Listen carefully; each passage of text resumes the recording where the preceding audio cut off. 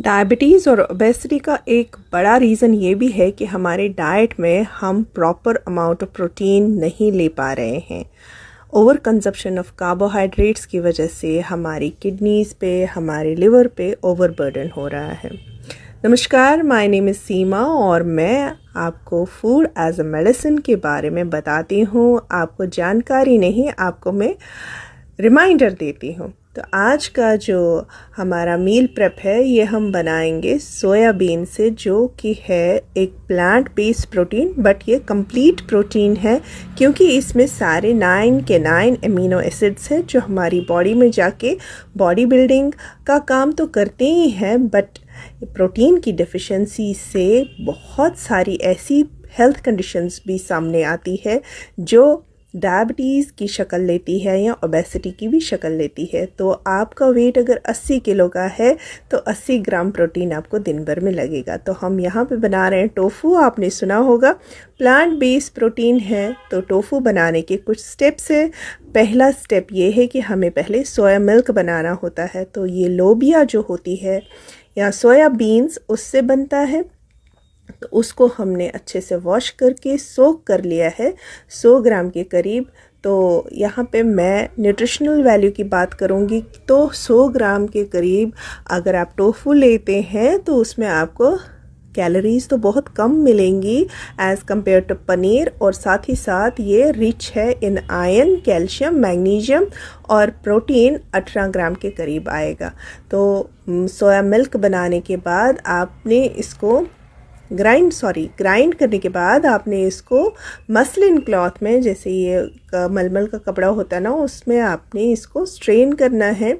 और जो extra mixie में बचा है उसमें भी पानी डाल के आपने इसको स्ट्रेन करना है ताकि आपको सोया मिल्क मिल सके। ये प्रोसेस आप 2-3 बार कर सकते हैं रेजिड्यू के साथ। आप इसको जैसे हंग कर्ड बनाते हैं, टंगा हुआ दही, तो वैसे करके कर सकते हैं। इसको प्रेस करके भी कर सकते हैं ताकि जल्दी से इससे वो सोया मिल्क निकले। और इसमें जो रेजिड्यू बचता है, जो बाकी फाइबर बचता है, उसमें आप फिर से पानी डाल के फिर से इसका मिल्क प्रिपेयर कर सकते हैं। सोया मिल्क आपका रेडी है। उसको आप यूज़ कर सकते हैं इन डिफरेंट वेज़। आप इससे अपनी चाय कॉफ़ी भी बना सकते हैं। खैर मैंने कभी ट्राई नहीं किया, इससे आप कर्ड्स भी बना सकते हैं। सेकेंड स्टेप है टोफू बनाने का। आपने इसको हीट करना है। It's the same process as is involve in making cottage cheese. ये देखिए, ये इसका बचता है पीछे। ये भी बहुत न्यूट्रिशियस होता है ये पल्प, और इसको आप थोड़ा थोड़ा करके पराठे बनाने में या डोसा बनाने में यूज़ कर सकते हैं। इतना सारा आप डाइजेस्ट नहीं कर पाएंगे, इसीलिए मैंने बोला थोड़ा थोड़ा यूज़ करना। यहाँ पे मैंने टोफू को या सोया मिल्क को कोगुलेट किया है विद द हेल्प ऑफ नींबू। एक नींबू निचोड़ के उसको मैंने बराबर मात्रा में पानी डाला है, और यहाँ पे जब ये बॉईल होने लगा सोया मिल्क तो उसमें मैंने नींबू डाला। और यू कैन सी कैसे पनीर जैसे फाड़ते हैं आप, वैसे ही ये भी हो गया। This is a plant based protein which is good for you. अब एक बहुत बड़ी बात आ जाती है, डाउट आ जाता है कि हाइपोथायराइडिज्म में सोया प्रोटीन्स खा सकते हैं कि नहीं खा सकते हैं। देखिए, बेसिकली जब आप मेडिकेशन पे होते हैं तब जो सोया में जो आइसोफ्लेवोनॉइड्स होते हैं वो इंटरफेयर कर सकते हैं आपकी मेडिसिन के साथ। तो जब आपने मेडिसिन खा लिया उसके 1-2 घंटे के बाद, प्रेफर करें कि 2-4 घंटे के बाद, जैसे लंच में या डिनर में आप खा सकते हैं, अर्ली डिनर में।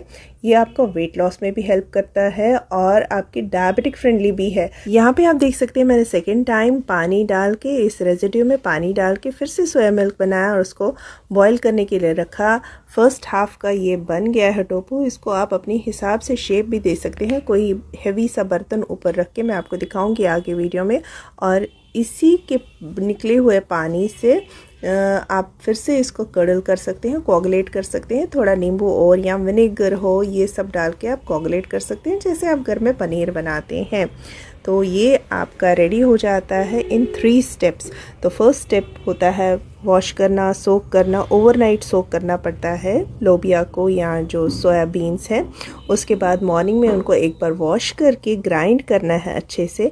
उसके बाद उसको स्ट्रेन करना है। स्ट्रेनिंग के बाद कोगुलेशन का स्टेप आता है। कोगुलेशन के बाद कर्ड सेपरेशन का या जो सॉलिड्स है उसकी सेपरेशन का स्टेप आता है, और फिर इसको आप शेप दे सकते हैं। यहाँ पे मैंने इसको ऐसे ही रखा था क्योंकि हम इसमें स्टफिंग डाल सकते हैं। ये इसके रेजिड्यूज़ है, इसको आप भी यूज़ कर सकते हैं। ये कर्ड या पनीर की सेपरेशन के बाद का जो पानी है ये भी बहुत न्यूट्रिशियस होता है, इसको भी आप यूज़ कर सकते हैं लस्सी वगैरह में या किसी ड्रिंक में।